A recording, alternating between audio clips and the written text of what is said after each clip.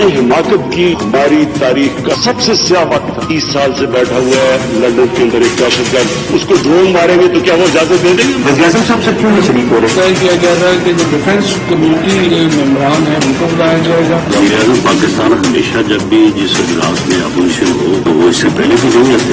जब Usama bin Laden के खिलाफ ऑपरेशन किया अब्दाबाद में, हम दुनिया को फेस नहीं कर सकते थे। अपोजिशन और हुकूमत मिलकर एक नए राह पे चलने वाली है। पार्टनर्स इन पीस तो अमेरिका के साथ हो सकते हैं और हमेशा रहेंगे, हम पार्टनर्स इन कॉन्फ्लिक्ट नहीं हो सकते। अस्सलाम वालेकुम नाज़रीन, आप रूबरू प्रोग्राम देख रहे हैं और मैं हूं आपका मेजबान शौकत पराचा। कौमी सलामती पर ब्रीफिंग हुई, तमाम सियासी क़यादत ने इस पर इत्मीनान का इजहार किया। क्या मुल्क में हम आहंगी बरकरार रहेगी?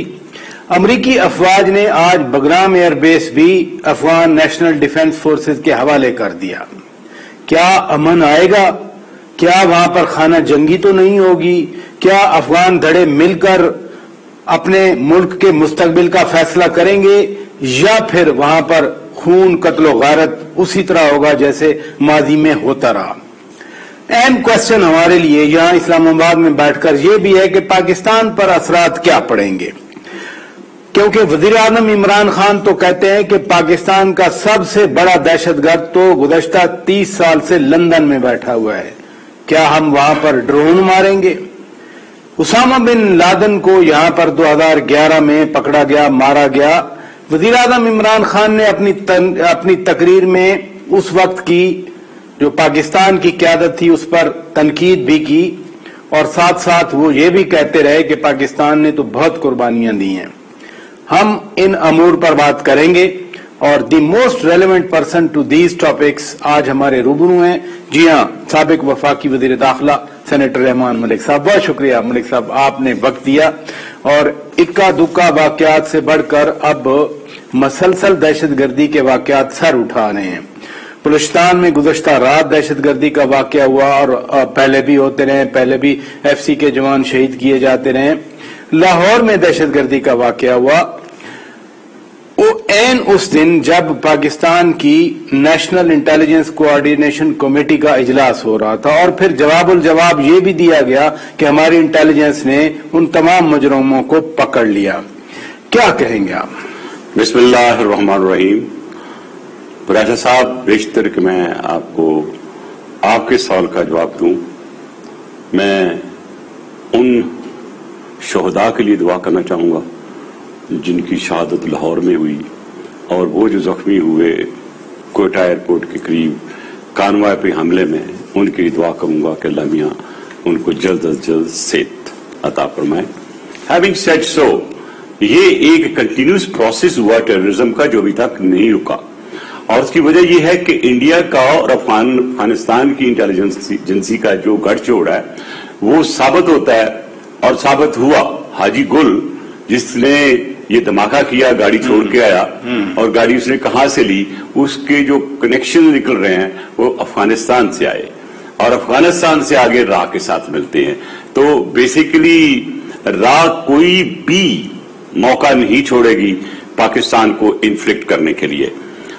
अफगानिस्तान में हाई वैल्यू टारगेट लाहौर में था, वहां कैसे पहुंच गई? मैं यही अर्ज कर रहा हूं, देखें आप अपनी लॉ एंड ऑर्डर की सिचुएशन, पुलिस फोर्स की ट्रेनिंग और उनकी डिप्लॉयमेंट पे को देख ले। आप हर गली में, माफ कीजिएगा, हर गली में आप लीड फोर्स की गाड़ियां नहीं चला सकते। हर गली में आईजी पंजाब या सिंध किसी गली में जो होता है, लेकिन वो हर गली नहीं थी लाहौर वाली एक खास। मैं अर्ज करने लगा उसी के लिए। बेसिकली एक माइंड सेट है गुरीला वार का पाकिस्तान के अगेंस्ट, जिसके खिलाफ हमने फाइट करना है। दुनिया पूरी में गुरीला वार जहां भी होती है वहां पे नुकसानात होते हैं। मेरा हरगिज मतलब ये नहीं है कि हम उसको जस्टिफाई कर रहे हैं, लेकिन बेसिकली इसके जो जड़ तक जाना जरूरी है।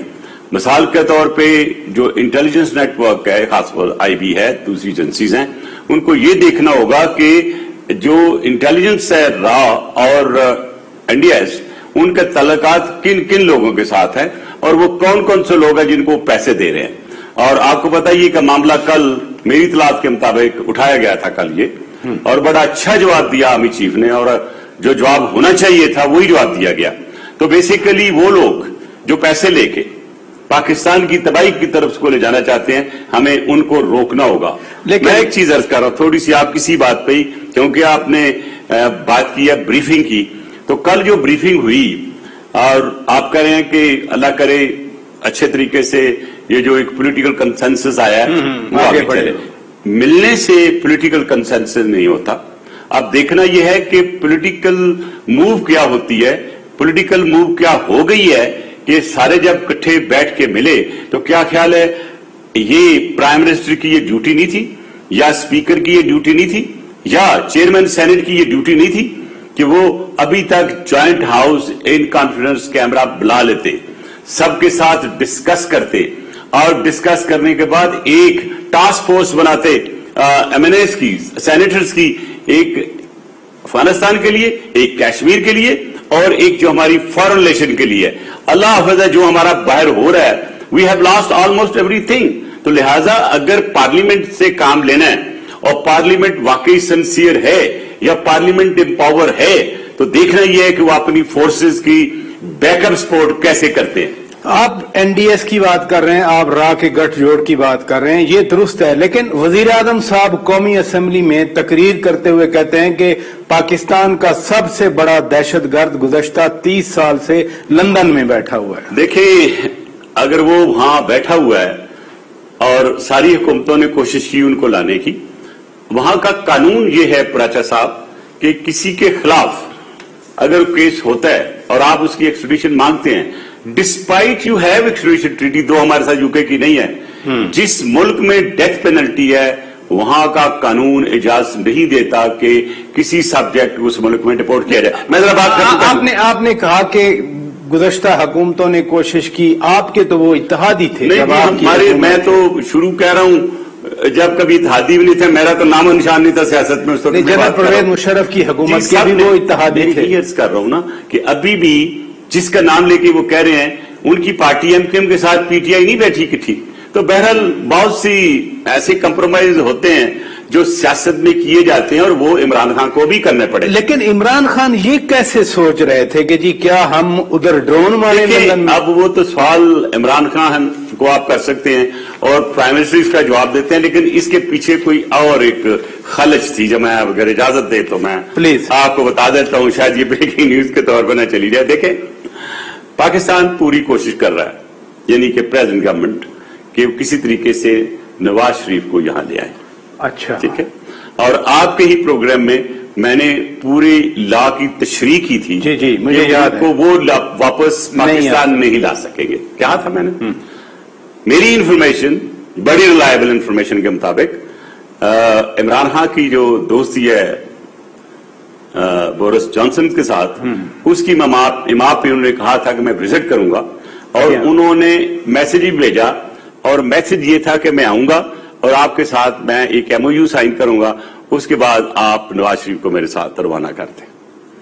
اور انہوں نے جواب دیا کہ یہ نہیں ہو سکتا، کیونکہ بورس صاحب نے بڑا تفصیل سے ان کو جواب دیا کہ میں نے ایگزامن کیا کیس، اور قانون ہمیں اجازت نہیں دیتا، یعنی کہ یو کے کا لا ڈز ناٹ پرمٹ ایکسٹریڈیشن اور ڈپورٹیشن ہوا a country where there is a death penalty. تو وہ نکار جو ہوا. نہیں ایک منٹ سر، چیز ہمیں سمجھنے دیں. آپ فرما رہے ہیں کہ باقاعدہ وزیر اعظم عمران خان نے بورس سے بات کی کہ میں آؤں گا تو آپ ہمارے ساتھ ایم او یو سائن کریں، اور بورس جانسن نے پھر لوگوں سے معلوم کر کے اپنے سسٹم سے جواب دیا نہ کر دی. اچھا پھر آپ کو پتا ہے کہ جانا تھا، تو اسی وجہ سے عمران خان ختم کر دوں، اسی وجہ سے آپ کو پوری طرح تسلی کرا دوں نا. اسی وجہ سے عمران خان کہہ رہے ہیں کہ ڈرون کا ان کے ذہن میں خیال آ رہا ہے. تسلی کرا دوں نا آگے. تو جو پروگرام تھا ان کا جانے کا وزٹ تھی، وہ عمران خان صاحب نے کینسل کر دی. تو وہ ایک پریشانی تو تھی. آپ راجہ صاحب میرے دوست ہیں، مثال کے طور پہ میرے دل میں ہوگا کہ یہ میرے سخت سوال نہ کریں، اور پھر بھی آپ نے کر لینے ہیں. تو ایک توقع رکھنا زیادہ بات ہے. آپ اس توقع پہ نہ آئیں، یہ آپ کا کام ہے. انہوں نے توقع کی کہ وہ میرے دوست ہیں تو میرا کام کر دیں گے، انہوں نے نہیں کی. آپ کو یہاں سے آوازیں اٹھتی آ رہی تھی کہ بہت جلد آپ دیکھیں گے نواز شریف پاکستان میں ہوگا. میں نے پھر کہا کہ ایسی چیزیں کلیم نہ کریں جو آپ نہیں کرا سکتے. بات تو بانی ایم کے ایم الطاف حسین کے حوالے سے کر رہے ہیں. دیکھیں نا جو انہوں نے بات کی ظاہر ہے ان کے ذہن میں کچھ ہوگا اور وہ یہی ہے کہ ان کے خلاف ہر حکومت نے لکھا کہ انہوں نے جو کراچی میں ان کا نام آتا تھا اور ظاہر ہے جو عمران خان نے بھی اسی سلسلے میں بات کی لیکن یہ بھول گئے کہ اسی پارٹی کے بانی کے جو باقی رہنمایوں ان کے ساتھ انہوں نے ایگریمنٹ کر کے اپنی حکومت چلا رہے ہیں. لیکن لہذا جو ایم کے ایم آپ کے ساتھ بھی اتحادی رہی ہے, آج عمران کے ساتھ ہے, عمران خان کے ساتھ ہے, جب آپ کے اتحادی تھے لیکن آج کل تو بڑے مخالف ہوئے ہیں پیپلز پارٹی کے, روزانہ پریس کانفرنس کر رہے ہیں, کل وہ ریلی بھی نکال رہے ہیں. سیاست کسی کا نام ہے, سیاست جو آج کا دوست ہے کل کا دشمن ہوتا ہے. اور اگر میں نے اتحاد 5 سال چلایا تو not at the cost of national security. میں نے جس انداز سے میری پارٹی نے چاہا, حکومت کو اپنے ساتھ اتحادی کی ضرورت تھی, میں نے اپنی بساط کے مطابق چلایا. جس دن میں نے چھوڑا جو ہوا وہ آپ کے سامنے ہے. ایک وقت آیا میں نے کہا یہ کام چلتا نظر نہیں آ رہا تو میں نے خدا حافظ کہہ دیا جی سندھ والے ایم کے ایم کو خود سنبھال لیں, میں باہر جا رہا ہوں. یاد ہے مجھے وائس رائے اب سندھ کہا جاتا تھا. جی بالکل. اب میں ایک چیز چھوٹی سی بتاؤں, میں آج بھی یہ بتاؤں کہ اس کنفرنٹریشن کا کوئی فائدہ نہیں ہوگا. یہ کس کو, اپنی پارٹی کو کہہ رہے ہیں؟ میں سب کو کہہ رہا ہوں. نہیں, آپ کا ویسے مخاطب کون؟ میں سب کو, ساری ایم کے ایم کل ریلی نکال رہی ہے آپ کی پارٹی کے خلاف. میں ایم کے ایم کو بھی کہہ رہا ہوں, پی پی پی کو کہہ رہا ہوں, پی ٹی آئی کو کہہ رہا ہوں, نون کو کہہ رہا ہوں, جے یو آئی کو کہہ رہا ہوں. ایک طرف تو آپ ہم یکسوئی کی بات کرتے ہیں, ہم نیشنل ایک سلامتی کی بات کرتے ہیں اور ٹھہرانے کی بات کرتے ہیں. کل قومی سلامتی کے اجلاس میں ایک یہی تاثر آیا کہ سارے لوگ مل کے بیٹھ گئے ہیں, تو اگر باہر نکل کے جا کے پھر ریلیاں نکالنی ایک دوسرے خلاف ہونا ہے تو یہ ایک جگہ کیسے کٹھے ہو. مجھے بریک لینا ہے ملک صاحب, مجھے بریک لینا ہے. ناظرین بریک لیتے ہیں, بریک کے بعد جب واپس آئیں گے. میں وزیر اعظم کی تقریر کے حوالے سے بات کر رہا تھا. وزیر اعظم نے ایک اور بھی بات کی. انہوں نے اسامہ بن لادن جس دن پکڑا گیا تھا ایبٹ آباد سے پھر مارا گیا تھا, انہوں نے حوالہ دیا اور پاکستان کی اس وقت کی قیادت کے حوالے سے بات کی کہ بڑا اپولوجیٹک ان کا رویہ تھا. چونکہ ملک صاحب اس وقت حکومت تھے, وزیر داخلہ تھے, میں ضرور وزیر اعظم کی بات ان کے سامنے ٹیک اپ کروں گا بریک کے بعد.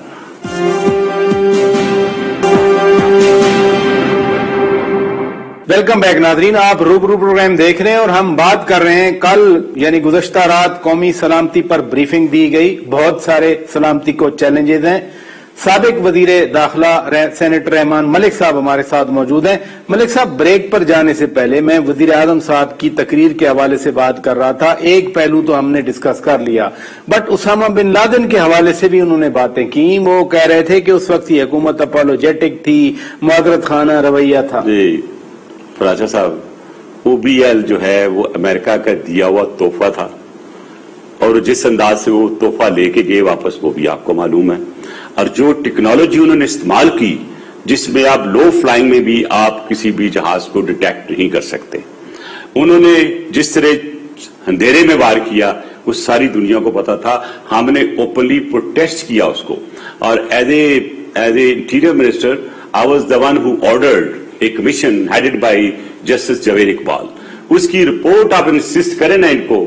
ابھی میں کہتا ہوں عمران خان صاحب کو, ہم تو اس وقت حکومت واری چلی گئی تھی, یہ رپورٹ نہ نون نے کی پبلک, آپ تو کر دیں. اور دوسری بات, اگر آپ کو عمران خان صاحب بہت گلا اس پہ, آپ ڈونلڈ ٹرمپ صاحب کو مل کے آئے تھے تو آپ یہ اٹھاتے وہاں پہ بات, اور یہ پبلک ہوتی کہ او بی ایل پہ جو ایک لے جانے کا طریقہ کار اختیار کیا گیا تھا وہ پاکستان کی سوورنٹی پہ حملہ تھا.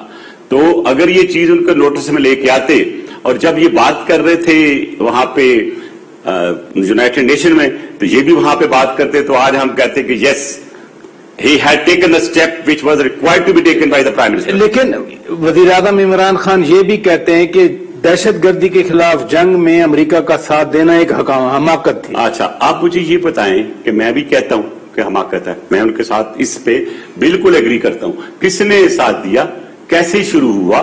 یو ایس ایس آر کی وار جب امریکہ کے ساتھ شروع ہوئی, ہم تو پہلوان بن کے بیچ میں کود گئے نا میدان میں, और जो हमारे साथ आज तक हो रहा है वो आपके सामने है। गलती की और उस गलती का खमियाजा आज तक हम भुगत रहे हैं, इसमें कोई शक नहीं है।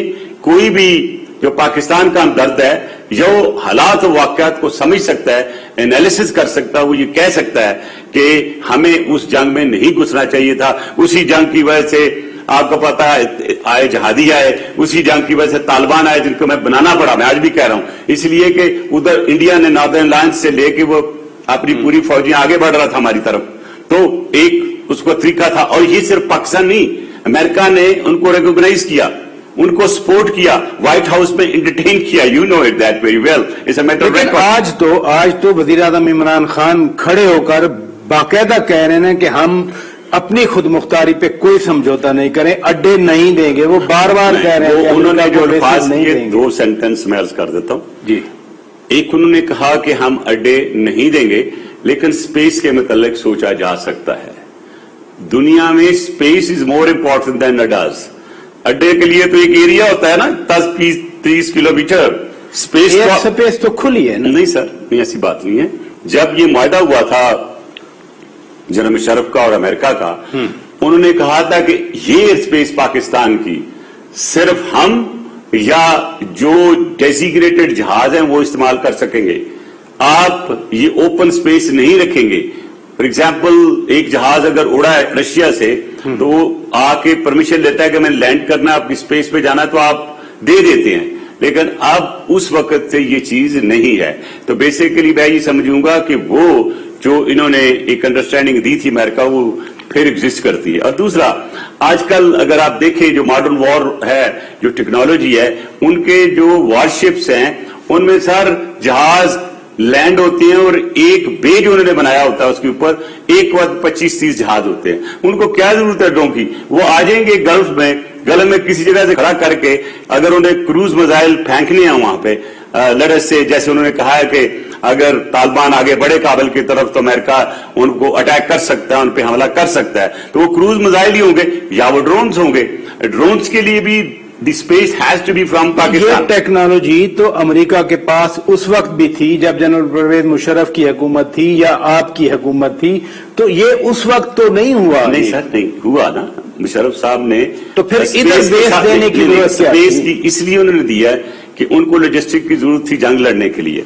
तो वो जो ऑन ग्राउंड यानी बाई ग्राउंड चीजें आनी थी, बाई सी ला के आगे ले जानी थी, उसके लिए आपको इस्तेमाल करने के लिए जैसे एग्री किया आपने जनरल मुशर्रफ ने, हम उसको तोड़ने की बड़ी कोशिश की, लेकिन क्योंकि उस वक्त बहुत हम डीपली जा चुके, फिर भी आफरीन कहता हूं हमारी गवर्नमेंट को और उस वक्त की क्यादत को, जिसमें ऑफकोर्स प्रेसिडेंट रजारी साहब हैं, कि मैं गया था जैकबाबाद जहां पे आइडेंटिफाई किया कि ड्रोन यहां से उठते हैं, शमसी बेस से उठते हैं, और विद इन 2 वीक्स में कैबिनेट में लेके फारिग करवा दिए थे और उनका सारा क्लियर करा दिया। उस दिन से अमेरिकन मेरे से खुश नहीं है, बजाय टाइम के जिंदगी में मेरा मुल्क है मेरे लिए, मुझे किसी और की परवाह नहीं है। वैसे रिकॉर्ड के मैंने ये काम किया। वैसे जब जनरल परवेज मुशर्रफ की इधर हुकूमत थी, आप अच्छी तरह जानते हैं सिस्टम कैसे काम कर रहा था।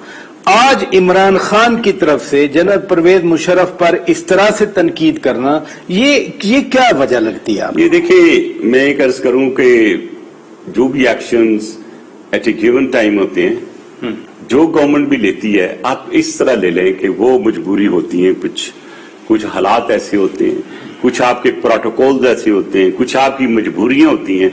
लेकिन हमारी सबसे बड़ी मुसीबत यह है कि हर जाने वाले को हम गाली देते हैं, हर जाने वाले को क्रिटिसाइज करते हैं। मैं हरगिज ये नहीं कि जनरल मुशर्रफ ने बहुत अच्छा काम किया था, लेकिन भाई आप उसको रेक्टिफाई कर दो। आपको 3 साल तो हो गए थे, क्या रेक्टिफिकेशन हुई है? मैं देखें, सॉरी, इनके तालिबान के साथ हमारे हालात खराब हो गए, अफगानिस्तान के साथ हमारे और हालात खराब हो गए, कश्मीर का मसला हम दे बैठे, हमारी जो पोजीशन आपके सामने है। फॉरेन पॉलिसी में आप देख लें कि हम सऊदी अरेबिया को भी नाराज कर दिया, यूएई को नाराज कर दिया, इवन कतर को भी नाराज कर दिया। वो क्यों किया वो भी मैं बता दूंगा। देखें, और दूसरा रहेगी आपकी फॉरेन पॉलिसी। ह्यूमन राइट्स में आज तक आप 2 बंदों को कश्मीर नहीं ले जा सके। आप कोई भी जब बता दें एक रेजोल्यूशन कश्मीर के लिए उठाओ जिसमें ये कहा हो कि 550 दिन हो गए हैं इस वक्त जो कर्फ्यू लगा हुआ, कोई बोला हो, वैसे हम कहते हैं हम कश्मीर के बगैर कोई काम नहीं करेंगे। आई एम सॉरी, ये जो मैंने 8 चीजें गिनी है इस वक्त, ये 3 साल में रेक्टिफाई हो सकती थी ना, क्यों नहीं हुई? अच्छा, इससे बढ़ के आपने जो अभी बात की कि हुकूमत उस वक्त जो भी होती है मजबूरियों में काम कर रही होती है, अभी फेटफ का मसला है। पाकिस्तान ने 27 में से 26 पॉइंट्स जो हैं एक्शन प्लान पे उस पर अमल दरामद कर, एक रहता है तो हम ग्रे लिस्ट में हैं। हालांकि हाफिज सईद के बारे में जो कहते थे वो किया गया, मौलाना मसूद अजहर के बारे में जो कहते थे वो किया गया, तो हुकूमत तो कंप्लाई करने की कोशिश कर रही है। जब कौमें डिफेंस में आ जाती हैं तो फिर वही हाल होता है जो हमारे साथ हुआ। आपके प्रोग्राम में आज से 6 महीने पहले इफ यू रिकॉल, मैंने कहा था हमें वो ग्रे लिस्ट से नहीं निकालेंगे, हमें बच्चों की तरह लालीपप लेके आगे ले जाएंगे या ट्रक की लाल बत्ती के पीछे लगा देंगे। मैं आपको थोड़ा सा वाज़ह कर दूं कि जब ये पहले मसला है क्या वैसे? नहीं, बता रहा मसला ना, मसला ये है कि मसला तो अफगानिस्तान का है और कंप्लेनेंट कौन है इसमें? अमेरिका। उसके पीछे इसको कौन सपोर्ट कर रहा है? इंडिया। मैं जरा थोड़ा सा ये आपने बड़ा कॉम्प्लेक्स क्वेश्चन कर दिया, तो आवाम को एक्सप्लेन करने के लिए मेरा ख्याल है कि डिटेल आनी जरूरी है। पहले वो व्हाइट में हुए हम, फिर उन्हें हमें ग्रे में डाल दिया। ग्रे में उन्होंने कहा जी 27 पॉइंट ठीक करके ले आओ तो हम आपको बिल्कुल क्लियर कर देंगे।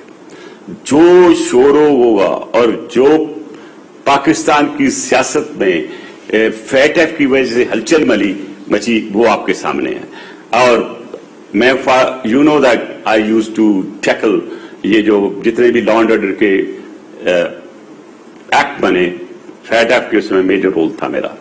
और बहुत से ऐसे हैं जिसको मैं शायद अपनी जाती हैसियत में मैं कभी पास ना होने देता, लेकिन क्योंकि कमेटी का फैसला होता है, किसी को हक हासिल नहीं है, वो अमेरिका है या फैटफ है कि हमारी प्रोसिक्यूशन में आके इंटरफेयर करे। क्या राजा साहब, जैसे इमरान खान साहब ने भी एक बात की है, क्या मैं या पाकिस्तान का प्राइम मिनिस्टर या पाकिस्तान की कोई अथॉरिटी अमेरिका को कह सकती है कि आपका जो सीआरपीसी है यानी कि क्रिमिनल प्रोसीजर में ये थोड़ा सा नुक्ता हटा दे और कामा कर दे? कह सकते हैं? नहीं कह सकते। यही चीजें प्राचा साहब जब हम हुकूमत में थे और हमें कहा जाता था डू मोर, मेरे पास वो लिस्ट मौजूद है, ये वही लिस्ट थी जो कि अमेरिका चाहता था। अब यानी अमल दरामद नहीं दे रहा। उसको उन्होंने क्या सोचा कि यार इस तरह तो काबू नहीं आया पाकिस्तान, हम निकला है, उन्होंने उसको फैटफ में लाया। आज मैं बता दूं, फैटफ जो है it's like a private organisation, G9 की एक उन्होंने ब्रांच बना ली है। और इसका आइडिया आया था वर्ल्ड वॉर 2 के बाद कि अब जंगों में मिसाइल और बम काम नहीं करेंगे, इकोनॉमी पे कंट्रोल करके काम चलेगा। इतने अगर चैलेंजेस हैं, अगर इतने बड़े चैलेंजेस हैं तो फिर तो हमें वाकई इकट्ठा चलना चाहिए। एक चीज मैं खत्म करूं, इसमें बड़ी लोगों की फिर क्वेश्चन रह जाएंगे, 2 मिनट मैं लूंगा, ज्यादा नहीं लेता। अब उन्होंने 26 में से 27 में से 26 हमने कर दी, जैसे आपने फरमाया। 27वां पॉइंट कौन सा है कि आप उन केसेस को फाइनल करें जो मनी लॉन्ड्रिंग के हैं, जो टेररिस्ट फाइनेंसिंग के सिलसिले में हैं। अब मुझे ये बताएं कि और इन्वेस्टिगेशन, प्रोसिक्यूशन और फाइनल प्रोसीडिंग, लीगल प्रोसीडिंग्स, आप अपने पाकिस्तान के सिस्टम को जानते हैं? क्या आप इतने सारे 100 के हिसाब से केसेस हैं, क्या आप इन्हें गिवन पीरियड ऑफ 1 ईयर कर लेंगे? नो, ये जानबूझ के उन्होंने रखा है। फिर एक लेटर मैंने लिखा। मुझे ब्रेक लेनी है मलिक साहब, क्योंकि वो टाइम आगे जा रहा है। ब्रेक लेते हैं नाजरीन। जब इतने ज्यादा खतरात हैं तो फिर तो मिलकर चलना चाहिए। और शेख रशीद अहमद वजीर दाखिला हैं, मलिक साहब साबिक वजीर दाखिला हैं, शेख रशीद अहमद साहब कह रहे थे कल ही कि अब हमारी सियासत स्मूथ चलेगी। क्या वाकई ऐसा मुमकिन होगा? ब्रेक के बाद बात करेंगे।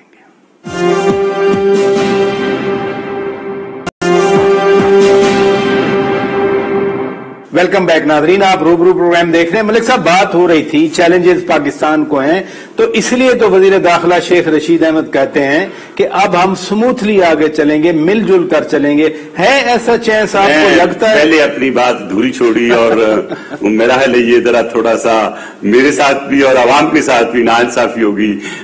अदालत जो है प्राचा साहब की लेगी हुई, तो लिहाजा मुझे कह लेने दे कुछ। वो ये है कि जब इन्होंने देखा लास्ट टाइम तो बड़े खुश कि पाकिस्तान ने 26 पॉइंट कर दिए हैं, बस थोड़ा सा रह गया, 90% ये भी हो गया। साथ उन्होंने कहा कि हमने पाकिस्तान को एनहांस फाइनेंसिंग टेररिज्म में या फाइनेंसिंग जो है इसकी टेररिस्ट एक्टिविटीज पे इनका स्टेटस बढ़ा दिया, यानी इन्हांस कर दिया। तो मैंने खत लिखा प्रेसिडेंट फैटैक को कि इसको जरा एक्सप्लेन करें, कि डिफाइन करें कि जो आपने जो इन्हांस हमारी की है मॉनिटरिंग, उसका क्या मतलब है। तो उन्हें जवाब मुझे दिया है, उन्होंने कहा जी normally we respond to the state not to the individual. वो जवाब मैंने दिया है, उनको नानी याद आ गई होगी। मैंने कहा मुझे जवाब नहीं देते तो मैं आपको फैटैक का जो पूरे को ले जाऊंगा आईसीजे में। देखें, मैंने इमरान खान साहब को लिखा, फाइनेंस को लिखा कि जाए आईसीजे में इस डिस्क्रिमिनेशन के खिलाफ कि इंडिया जो है वो टोटल प्रोलिफरेशन है उसकी रिच यूरेनियम की 7.1 kg मिली, जिसमें 50 बन सकते हैं आपके डर्टी बम्स। उनकी तरफ तो किसी का ख्याल नहीं है। यही चैलेंजेस हैं जिनकी ये चैलेंज अगर आप सिर्फ बातों में तो नहीं होगा ना, they should go to the ICJ. क्या इकट्ठे चल सकते हैं जैसे शेख रशीद कह रहे हैं? शेख रशीद साहब की जो अल्फाज है, मैं दुआ करता हूं कि पूरे हों। शेख रशीद साहब बड़े पुराने मंजे सियासतदान हैं, शायद उन्होंने सोचा होगा और शायद मीटिंग में भी उन्होंने कुछ ऑब्जर्व किया होगा। मेरी दुआ है कि उनकी ये आवाज जो है वो बिल्कुल वैसे ही चले। लेकिन जो मैंने प्राइम मिनिस्टर की तकरीर सुनी और उसमें उन्होंने कहा कि हम जंग में नहीं, अमेरिका में अमन का साथ देंगे। कोई मुल्क जब कहेगा तो वो कहेगा कि हम जंग करने जा रहे हैं, हमारे साथ अमन के लिए कहेंगे। दूसरा वो स्पेस की मैंने बात कर नहीं, लेकिन आज देखे ना, बगराम एयरबेस खाली कर दिया, अब अफगान नेशनल डिफेंस फोर्सेस के हवाले कर दिया। आप क्या समझते हैं, वहां तालिबान कब्जा कर जाएंगे, अफगान नेशनल डिफेंस फोर्सेस एक लड़ाई करेंगे? क्या नजर क्या आता है? 1 मिनट में बता देता हूं आपको कि अमेरिका अगर सिंसियर होता कि अफगानिस्तान में अमन होना चाहिए तो इस अखराज से पहले, इस विड्रॉल से पहले वो एक इंटरिम गवर्नमेंट जरूर अनाउंस करके जाता। अब जबकि सारी चीजें तो एक अड्डा हवाले हुआ है, बाकी जिस जगह भी अमेरिका में उनके जितने लॉजिस्टिक्स थे, जिसमें वो एक रेगिस्तान में चलने वाली जीप है, गलबन हमरी कहते हैं उसको, वो भी सारी ले गया तालिबान। तो इनडायरेक्टली तालिबान के पास सारा अमेरिकन का जो असला था मोर देन 70% उनके हाथ में आ गया। अब ये किस लिए आया है? आप थोड़ा सा अगर सोचें आप कि जो 4 ग्रुप हैं, एक है अबू सयाफ वाला on the extreme north west की तरफ, और नॉर्थ की वर्ग जो बिल्कुल एक्सट्रीम नॉर्थ की तरफ है आपका अहमद शाह मसूद का बेटा, भी उसने अपने बाप का नाम अडॉप्ट किया है और वो भी पूरी अपनी फौज साथ लेखा हुआ। दूसरा ताजिकिस्तान की तरफ से दोस्तम जो है, रशीद दोस्तम, और फिर हजारवाल जो है, जो हमारे दोस्त है, हजारा, वो भी हो गए। अब उस वक्त जो आपकी हिरारकी है हिबतुल्लाह, मौलाना हिबतुल्लाह की, ही इज अमीरुल मोमिनीन in place of Mullah Omar, और दूसरा उनका जो बेटा था मुल्ला उमर का मुल्ला यकूब, और तीसरा बंदा आपका हकानी है, Siraj Haqqani, who is the real power, military की पावर उनके पास है। अब देखना यह है कि क्या ये तालिबान हमारे हैं या नहीं। मैं कैटेगरी कहता हूं हमारे नहीं हैं, इसलिए उनको दोस्त मिल गए। जब हमने उनका साथ दिया जनरल बाबर के वक्त, अब उस वक्त हम के लिए दोस्त थे, हमने उनकी मदद की। आज रशिया से लेके अमेरिका से कुछ लोग, China, Iran, Turkey, Germany, name anybody, सब उनकी अगर तालिबान वहां कब्जा करते हैं ताकत के जरिए काबुल पर और पूरे अफगानिस्तान में जंग शुरू होती है, पाकिस्तान पर क्या असरात नजर आता है? सबसे बड़ा जो असर बुरा आ रहा है वो आज भी जो मुझे पता है, आज जो बॉर्डर की हालत है कि वहां पे लाखों लोग जो हैं बॉर्डर के इर्द गिर्द जमा हो गए हैं। अब मैंने हुकूमत को एडवाइस किया था कि आप एक जगह कॉर्न ऑफ कर लें, जैसे ईरान ने किया था, वहां उनको सबको डिटेन करके रखें, यानी कैंप बनाएं। बिल्कुल कैंप बनाएं, जो और ये पहले से तैयारी करना पड़ेगी, मेरा भी करनी चाहिए, दिस द राइट टाइम, नहीं तो वरना तो आएंगे वो तो अभी इस फील्ड से। वजीर आजम कहते हैं हम बॉर्डर सील कर देंगे, आप कहते हैं वो आएंगे। बॉर्डर सील कर देंगे तो वो जो हालात हो रहे हैं वहां पर देख लेना। बिल्कुल एक कहते हैं एज ए लॉ एनफोर्समेंट मैं कहूंगा बिल्कुल ठीक करें, बगैर बायोमेट्रिक किसी को ना आने दे। इवन अगर कोई ये भी आ रहा है कि वो महाजर है तो let him come with biometrics, तो बिल्कुल ठीक है। सील करने का ये मतलब होता है कि you go through the legal procedures. अब सर जो अगली बात नुकसानदेह आ रही है, और ये चीज मैं कौम को बताना चाहता हूं, आपको भी, और वो जो इदारे इसको देख रहे हैं, इस वक्त तालिबान किसी के नहीं है, वो अपना फायदा देखेंगे। अगर वो हुकूमत बनाते हैं तो वो एमिरेट्स ऑफ अफगानिस्तान बनाएंगे, और मुझे जो डर ये है कि यही अफगान कहीं चाइना के खिलाफ ना इस्तेमाल हों। ایران کے خلاف استعمال نہ ہوں، کیونکہ یہ ہو سکتا ہے، یہ پاسبل ہے۔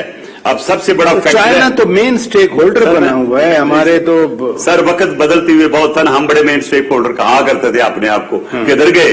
وقت بدلتا ہے سر۔ میں اسی لیے آپ سے عرض کر رہا ہوں کہ آنے والے وقت میں طالبان کا جو ایٹیچیوڈ ہے اور طالبان کی طاقت ڈیپینڈ کرے گی داعش کے ساتھ۔ کیا داعش ان کے ساتھ ہوگی یا داعش ان کے خلاف لڑے گی؟ کیا القاعدہ ان کے ساتھ ہوگی؟ اور کیا ٹی ٹی پی پاکستان اور ٹی ٹی پی افغانستان یہ دونوں اکٹھے ہوں گے؟ میرے خیال سے دونوں ٹی ٹی پی کی نانی اکٹھی ہے، یہ اکٹھے ہوں گے۔ پاکستان کے لیے خطرات ہیں۔ بہت شکریہ سابق وفاقی وزیر داخلہ سینیٹر رحمان ملک صاحب۔ ناظرین ہمارے ساتھ بات کر رہے تھے اور آنے والے حالات و واقعات کے بارے میں انہوں نے بڑا مفصل بتا دیا ہے۔ خطرات ہیں اور پاکستان کی حکومت کو نہ صرف حکومتی بینچوں کی طرف سے بلکہ اپوزیشن کی سیاسی جماعتوں کے لیے بھی۔ مجھے الیکشن ہوتا نظر آ رہا ہے، بہرحال آپ کو میں پریڈکشن دے دیتا ہوں۔ تقریر جو کی ہے نا عمران خان صاحب نے، وہ الیکشن سے پہلے والی تقریر ہے۔ کب الیکشن ہوتا ہے؟ یہ میں بتاتا ہوں، آپ نوٹ کر لیے، اگلے پروگرام میں آپ کو بتا دوں گا جو میری اسیسمنٹ ہے۔ میں تو اسیسمنٹ ہی دے سکتا ہوں نا، میرے پاس تو کوئی جادو نہیں ہے، نہ جادو کی چھڑی چلاتا ہوں، نہ جادو پہ بلیو کرتا ہوں، لیکن میری اسیسمنٹ شکر الحمدللہ جتنی بھی آج تک دی ہیں وہ پوری ہوئی۔ اسی جگہ پہ میں نے آپ کو 3 مہینے پہلے کہا تھا کہ آئی سی طالبان اینٹرنگ کابل، اور آپ نے دیکھا وہ جس انداز سے بڑھ رہے ہیں آج۔ ناظرین بریکنگ نیوز آپ نے سن لی، لیکن وہ فرما رہے کہ اسیسمنٹ ہے۔ بہرحال اپنے میزبان شوکت پراچا کو اجازت دیجیے۔ خدا حافظ۔ تھینک یو سر، خدا حافظ۔ Thank you sir. Good luck. Pakistan زندہ باد۔